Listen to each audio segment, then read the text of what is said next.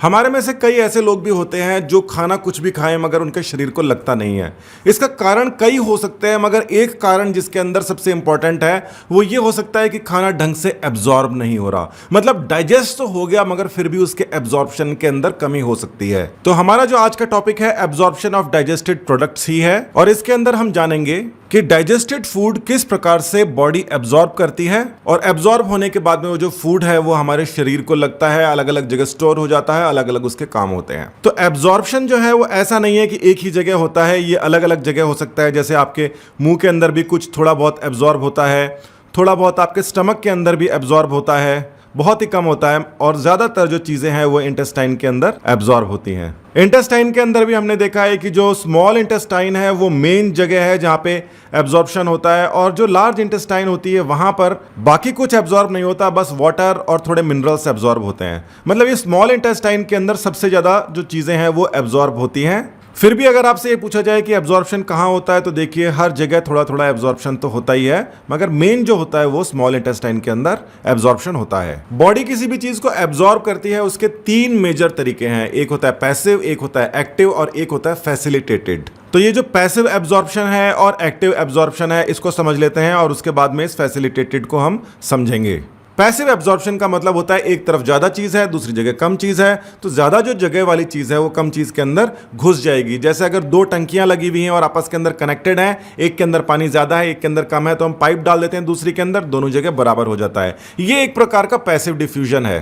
तो जैसे यहां पर दो कंटेनर हैं, एक कंटेनर के अंदर हम एक पाइप डालते हैं और उस पाइप को थोड़ा सा हम सक करते हैं, मतलब थोड़ा सा खींचते हैं, तो ये जो पानी है या जितना भी लिक्विड है ये यहां तक आएगा। फिर हम उसको अगर इसमें ड्रॉप कर देंगे तो वो यहां से निकलना लगेगा। और जैसे अगर ये पाइप है, ये दोनों तरफ यहां बेस तक दोनों को अटैच किया हुआ है, तो ये जो पानी है ये यहां पर तब तक जाएगा जब ये दोनों के दोनों ग्लास बराबर नहीं हो जाते। इस प्रकार के एब्जॉर्प्शन को हम पैसिव एब्जॉर्प्शन कहते हैं। तो यानी कि जो इंटेस्टाइन के अंदर मान लीजिए कई सारे जो फूड प्रोडक्ट्स हैं वो काफी सारे हैं, और इंटेस्टाइन के बाहर जो साइड के अंदर जो म्यूकोसा है उसके अंदर वो कम है, तो वो बाहर से कम की तरफ अपने आप मूव कर जाएंगे, और ये तरीका होता है पैसिव एब्जॉर्प्शन का। अब एक्टिव एब्जॉर्प्शन क्या होता है उसको समझ लेते हैं। मान लीजिए एक कंटेनर नीचे है, एक कंटेनर ऊपर है, हम यहां से मग भर भर के इसके अंदर पानी डाल रहे हैं, तो हमें उसके अंदर काफी एनर्जी लगानी पड़ रही है। एक मग यहां पे भरा और फिर उठा के यहां पर डाल दिया, और धीरे धीरे यहां पर पानी भरने लग जाता है। मतलब इसके अंदर हमें एनर्जी का उपयोग करना पड़ रहा है, और ये अपने आप नहीं हो रहा चीज। तो इस प्रकार के एब्जॉर्प्शन को हम एक्टिव एब्जॉर्प्शन कहते हैं। हमारे जो इंटेस्टाइन के जो सेल्स होते हैं वो कनेक्टेड होते हैं ब्लड वेसल्स और लिम्फ वेसल्स के। तो इंटेस्टाइन के जो सेल्स होते हैं वो बाहर से सामान लेते हैं, चाहे एक्टिवली लें चाहे पैसिवली लें, और उसको ब्लड या लिम्फ के अंदर डाल देते हैं, जिससे वो सर्कुलेशन के अंदर चले जाता है, वो लीवर के अंदर चले जाता है, और बाकी जो पूरे बॉडी पार्ट्स हैं वहां पर चले जाता है। अब ये जो पैसिव एब्जॉर्प्शन है, इसी तरीके से एक और चीज होती है डिफ्यूजन। ये जो दोनों टर्म्स हैं यानी कि डिफ्यूजन और जो पैसिव एब्जॉर्प्शन है, ये आपस के अंदर इंटरचेंजेबली हम कई बार यूज करते रहते हैं। तो इस डिफ्यूजन से हमारे बॉडी के अंदर कुछ एब्जॉर्प्शन होता है, वो बेसिकली होता है मोनोसैकेराइड्स का। मोनोसैकेराइड्स जैसे कि होता है ग्लूकोज, साथ ही के अंदर कुछ अमीनो एसिड्स का होता है, और कुछ इलेक्ट्रोलाइट्स का भी होता है, जैसे कि क्लोरीन आयंस। मोनोसैकेराइड्स का मतलब होता है कार्बोहाइड्रेट्स का सिंपलेस्ट यूनिट, सबसे छोटे वाला यूनिट जो होता है उसको मोनोसैकेराइड कहते हैं। अमीनो एसिड्स जो होते हैं वो प्रोटीन का सबसे सिंपलेस्ट मतलब सिंगुलर एक यूनिट होता है, और कई सारे अमीनो एसिड मिलके प्रोटीन बनता है। उसी प्रकार से मोनोसैकेराइड्स का मतलब होता है जो पॉलीसैकेराइड होते हैं, जैसे कि स्टार्च है या सेल्यूलोज है, उसका जो लास्ट जो जैसे अमीनो एसिड होता है बिल्कुल लास्ट यूनिट जो होता है उसको हम मोनोसैकेराइड कहते हैं। इसको ग्लूकोज भी होता है, फ्रक्टोज, गैलेक्टोज वगैरह वगैरह, कई सारे अलग अलग तरीके के मोनोसैकेराइड्स होते हैं। तो ये जो मोनोसैकेराइड्स हैं जैसे ग्लूकोज, गैलेक्टोज वगैरह, और जो अमीनो एसिड्स हैं, और साथ ही के अंदर कुछ इलेक्ट्रोलाइट्स जैसे कि क्लोरीन आयंस हैं, ये सिंपल डिफ्यूजन की तरीके से अंदर आ जाते हैं शरीर के। और सिंपल डिफ्यूजन का मतलब क्या हो गया कि यहां पे कंसंट्रेशन ज्यादा था, यहां पे कंसंट्रेशन कम था, सीधा सेल के अंदर आ जाते हैं। तो कंसंट्रेशन है इन बिल्कुल सिंपलेस्ट फॉर्म्स की, वो सेल के बाहर ज्यादा होनी चाहिए। अगर बाहर ज्यादा होगा तो सेल के अंदर वो अपने आप चले आएगा, और इसको हम बोलते हैं कंसंट्रेशन ग्रेडियंट, यानी कि बाहर और अंदर के बीच का जो अंतर है उसको ग्रेडियंट बोलते हैं। कंसंट्रेशन बाहर ज्यादा है, अंदर कम है, यानी कि कंसंट्रेशन ग्रेडियंट का डिफरेंस है दोनों में बीच में। तो ये जो डिफ्यूजन है इससे एब्जॉर्प्शन तो होता है, मगर उसके बाद में एब्जॉर्ब होने के बाद इंटेस्टाइन के सेल्स के अंदर आ जाता है, मगर इन सेल्स से जब वो ब्लड के अंदर जाता है या फिर लिम्फ के अंदर जाता है तो वहां पे जरूरी होता है कंसंट्रेशन ग्रेडियंट का होना। कंसंट्रेशन ग्रेडियंट का मतलब है कि उस सेल के अंदर तो वो आ गया, मगर ब्लड के अंदर अगर कंसंट्रेशन ऑलरेडी मान लीजिए ग्लूकोज का ज्यादा है तो वो ब्लड के अंदर नहीं आ पाएगा। ऑलरेडी वहां पर अगर इन अमीनो एसिड्स का या इलेक्ट्रोलाइट्स का कंसंट्रेशन ज्यादा है तो वो वहां पर नहीं आ पाएगा, वो वहीं का वहीं रह जाएगा। अब ये तो डिफ्यूजन वाला एब्जॉर्प्शन हो गया। अब ये फैसिलिटेटेड क्या होता है? फैसिलिटेटेड का मतलब होता है कि कोई बाहर मॉलिक्यूल पड़ा है, उसको सेल के अंदर आना है, सिंपल डिफ्यूजन उसका हो नहीं पा रहा। तो मान लीजिए नीचे यहां पर सेल है और ये यहां पर एक ग्लूकोज पड़ा है। अब इस ग्लूकोज को इस सेल के अंदर लेके आना है, मगर डायरेक्टली ये आ नहीं पा रहा है। तो फिर क्या करता है ये, इसके आसपास दो आयंस लग जाते हैं, मान लीजिए सोडियम के आयंस लग गए, और अब ये यहां पर कई सारे चैनल्स बने होते हैं, उसके अंदर से ये निकल सकता है। तो ये जो सोडियम आयंस हैं ये फैसिलिटेट कर रहे हैं इसकी एंट्री सेल के अंदर। मतलब जैसे कोई इंपॉर्टेंट आदमी बाहर आता है तो उसको लेने के लिए लोग जाते हैं और लेकर आते हैं, उसी प्रकार से ये फैसिलिटेटेड एब्जॉर्प्शन है। ये जो सेल है ये इंटेस्टाइन का सेल होता है। ये ग्लूकोज यहाँ पे आ जाता है और उसके बाद में इससे ये नीचे यहाँ पर जो ब्लड वगैरह है, ब्लड और लिम्फ वगैरह है, वहां पर चले जाता है और बॉडी में सर्कुलेट हो जाता है। अब ये क्वेश्चन आता है कि वाटर का एब्जॉर्प्शन कैसे होता है? जब आपके शरीर के अंदर वाटर की कमी हो जाती है तो आप वाटर पीते हो क्योंकि आपको प्यास लगती है, तो उसका एब्जॉर्प्शन कैसे होता है? एक्टिव होता है या पैसिव होता है? वाटर के एब्जॉर्प्शन के लिए हम एक टर्म यूज करते हैं जिसको बोलते हैं ऑस्मोटिक ग्रेडियंट। पहले हमने क्या बोला था? कंसंट्रेशन ग्रेडियंट, मगर वाटर के केस में हम बोल रहे हैं ऑस्मोटिक ग्रेडियंट। अब आप इस बात को समझिए कि सेल के बाहर कंसंट्रेशन ज्यादा है तो सेल के अंदर कंसंट्रेशन कम हो गया। कंसंट्रेशन अगर बाहर ज्यादा है तो वो सारा का सारा अंदर आ जाएगा, मगर हर एक चीज बाहर से अंदर नहीं आ सकती। तो ये देखिए, ये सेल है और ये इधर ये आउटसाइड है। सेल के बाहर मान लीजिए यहां पर बहुत सारा कुछ कोई मटेरियल है जिसका कंसंट्रेशन यहां पर बहुत ज्यादा है, और सेल के अंदर वो 3-4 ही है। तो अब होना क्या चाहिए? ये बाहर से इनको चीजों को अंदर आ जाना चाहिए। और ये सारी की सारी चीजें हैं किसके अंदर? ये सब हैं किसी लिक्विड के अंदर या वाटर के अंदर। तो अब आप ये देखिए, अगर यहां पे कंसंट्रेशन ज्यादा है तो वाटर कहां पे ज्यादा है? कंसंट्रेशन वाटर का नहीं होता, उसके अंदर जो घुली हुई चीजें हैं उसका होता है। तो अगर वाटर के अंदर कंसंट्रेशन ज्यादा है, इसका मतलब उसके अंदर वाटर कम है। तो आउटसाइड के अंदर कोई भी सॉल्यूट जैसे अमीनो एसिड है या कुछ भी ग्लूकोज वगैरह है, वो अगर ज्यादा है तो इसका मतलब वो सेल के अंदर कम है, और इसका मतलब ये मान सकते हैं कि ये डाइल्यूट सॉल्यूशन है, ये कंसंट्रेटेड है। डाइल्यूट के अंदर वाटर ज्यादा होता है, कंसंट्रेटेड के अंदर वाटर कम होता है। अब साधारण केस के अंदर क्या होना चाहिए? ये यहां से यहां पे मूव करने चाहिए सॉल्यूट्स, मगर अगर ये यहां पर मूव नहीं कर रहे हैं तो यहां पे जो पानी है वो पानी यहां से यहां पर मूव कर जाएगा। दोबारा से समझिए, दो कंसंट्रेशन हमारे पास में है, यहां पर कंसंट्रेशन ज्यादा है, यहां पर कंसंट्रेशन कम है। तो होना क्या चाहिए? होना ये चाहिए कि ज्यादा कंसंट्रेशन से सॉल्यूट्स यानी कि अमीनो एसिड या कुछ भी चीजें हैं वो यहां से वहां जानी चाहिए, मगर बीच के अंदर एक दीवार है, इस दीवार के इस तरफ ये कंसंट्रेशन वाली चीजें नहीं आ सकती। तो दोनों के बीच के अंदर एक ग्रेडियंट बन गया है। तो ग्रेडियंट किस चीज का है? कि वाटर यहां पर ज्यादा है, जहां पे कंसंट्रेशन कम था वहां पे वाटर ज्यादा था, जहां पे कंसंट्रेशन ज्यादा था वहां पे वाटर कम था।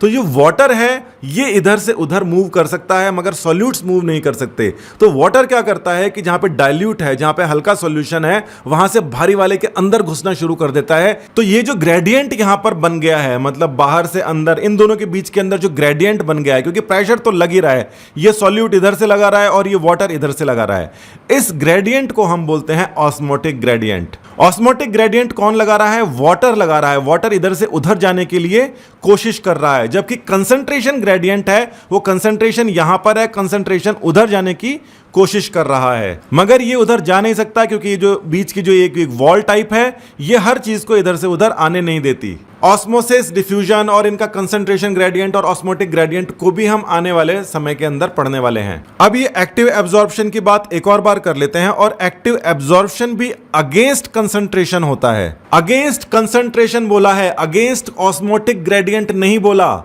यानी कि पहले से जो चीज ज्यादा है, मान लीजिए सेल के अंदर पहले से ग्लूकोज 100 पड़े हैं और बाहर ग्लूकोज 10 पड़े हैं, तो उन 10 को भी उठा के सेल के अंदर लेके आना है तो एक्टिव एब्जॉर्प्शन करना पड़ेगा। पैसिव से तो आ ही जाते हैं, अगर अंदर कंसंट्रेशन कम है तो पैसिव से तो आ ही जाएंगे, मगर एक लेवल आएगा उसके बाद के अंदर उसको उठा के अंदर लेके आना है, बाहर कुछ भी नहीं छोड़ना है, तो उसके लिए एनर्जी खर्च करनी पड़ेगी। तो यहां पर ये जो कंसंट्रेशन ग्रेडियंट था ये आपके फेवर के अंदर था, तो एक तरफ से दूसरी तरफ चीजें गई, मगर यहां पे कंसंट्रेशन ग्रेडियंट आपके अगेंस्ट है, तो आपको उठा के और दूसरी तरफ रखने के लिए आपको थोड़ा सा दम लगाना पड़ेगा। इसको कहते हैं एक्टिव एब्जॉर्प्शन। तो ग्लूकोज का एब्जॉर्प्शन कैसे होता है? डिफ्यूजन से होता है, यानी कि पैसिव होता है कि एक्टिव होता है? तो वो दोनों तरीके से होता है। अगर सेल के अंदर कम है तो वो नॉर्मली चले जाएगा, मगर नॉर्मली जाने के बाद में जब अंदर बाहर बराबर हो जाएगा तो बचे हुए को एक्टिवली वहां से उठा लिया जाएगा। मतलब पहले ये जो बाल्टी है ये आधी आधी कर ली और उसके बाद के अंदर बची हुई जो बाल्टी है वो भी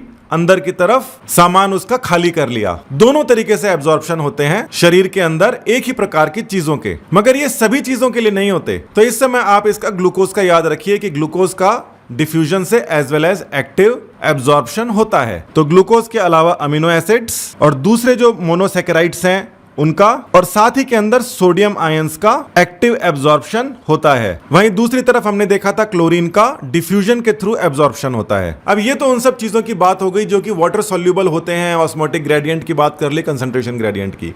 फैट्स जो हैं वो तो वाटर सॉल्युबल ही नहीं होते, तो उनको एब्जॉर्ब कैसे किया जाए, और एब्जॉर्ब करने के बाद के अंदर उसको ब्लड या लिम्फ के अंदर कैसे डाला जाए ताकि पूरी की पूरी बॉडी के अंदर घूम जाए। फैट सॉल्युबल नहीं होता, पानी के अंदर अगर आप फैट डालोगे तो वो इनसॉल्युबल चीजें हैं। तो इसके अंदर हमने देखा था कि पहले उनको मिसेल्स के अंदर कन्वर्ट करता है कौन? बाइल जूस आता है और मिसेल्स के अंदर कन्वर्ट कर देता है ताकि वो पानी के साथ में थोड़ा सा मिक्सिंग हो जाए उसकी। तो हम पहले भी देख चुके हैं कि जो फैटी एसिड और ग्लिसरॉल है ये मिसेल्स के अंदर कन्वर्ट होते हैं और उसके बाद में ये मिसेल्स है ये इंटेस्टाइनल म्यूकोसा के अंदर एब्जॉर्ब हो जाते हैं। और ये जो मिसल फॉर्मेशन है इसके लिए बाइल जूस रिस्पॉन्सिबल होता है, और ये होता है हमारे इंटेस्टाइन के अंदर ही। और इंटेस्टाइन के कौन से पार्ट में होता है? ये होता है ड्यूडेनम के अंदर। ये वाली जानकारी डिटेल के अंदर हम पिछले वाले टॉपिक यानी डाइजेशन ऑफ फूड के अंदर कवर कर चुके हैं। अब इंटेस्टाइनल म्यूकोसा के अंदर तो ये मिसेल्स आ गए हैं, मगर उसके बाद के अंदर इनको कन्वर्ट कर दिया जाता है। ये इंटेस्टाइनल म्यूकोसा है, ये कन्वर्ट कर देती है मिसेल्स को काइलोमाइक्रॉन्स के अंदर।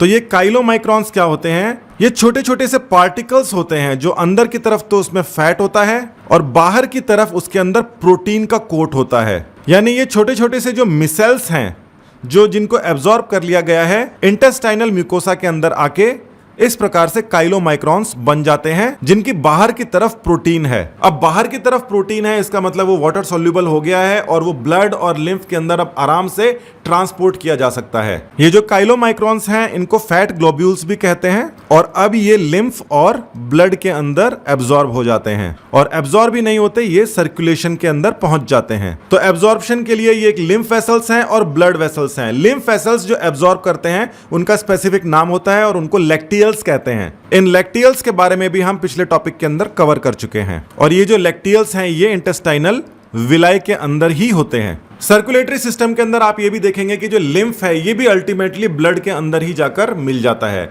तो कुल मिला के आना उसको ब्लड के अंदर ही होता है, चाहे डायरेक्टली ब्लड के अंदर आ जाए या फिर इनडायरेक्टली लिम्फ के थ्रू आ जाए। इन दोनों के अंदर अलग अलग आने के क्या कारण होते हैं इसको थोड़ा पीछे भी डिस्कस किया था, आगे भी आने वाले टाइम में डिस्कस करेंगे। मगर फिलहाल आपको ये जानना है कि ब्लड और लिम्फ दोनों के हिसाब से सर्कुलेशन के अंदर जो ये जितने भी एब्जॉर्ब मटेरियल है ये आ जाता है। तो एब्जॉर्प्शन होने के बाद में ब्लड और लिम्फ से होता हुआ सारा का सारा सामान जितने भी न्यूट्रिएंट्स हैं टिश्यूज के पास पहुंच जाते हैं जो कि इसको फर्दर यूज कर सकते हैं। ये जो फर्दर यूटिलाइज करने वाला जो प्रोसेस है इसी को एसिमिलेशन कहते हैं। यानी कि टिश्यूज का भी जो भी रोजमर्रा का काम है उनको और जो ग्रो करना है, जो कुछ भी करना है, एक्टिविटी करनी है, उस सभी चीज को एसिमिलेशन कहते हैं। तो देखिए यहां पर तीन चीजें हो गई, एक हो गया डाइजेशन, उसके बाद हो गया एब्जॉर्प्शन और उसके बाद में लास्ट के अंदर क्या हो गया? एसिमिलेशन। अब जितनी भी चीजें एब्जॉर्ब करनी होती हैं वो एब्जॉर्ब कर ली जाती है स्मॉल इंटेस्टाइन के अंदर, थोड़ा बहुत लार्ज इंटेस्टाइन के अंदर वाटर मिनरल्स भी निकाल लिए जाते हैं, मगर सभी कुछ एब्जॉर्ब नहीं होता क्योंकि हम सभी कुछ चीजों को डाइजेस्ट नहीं कर सकते।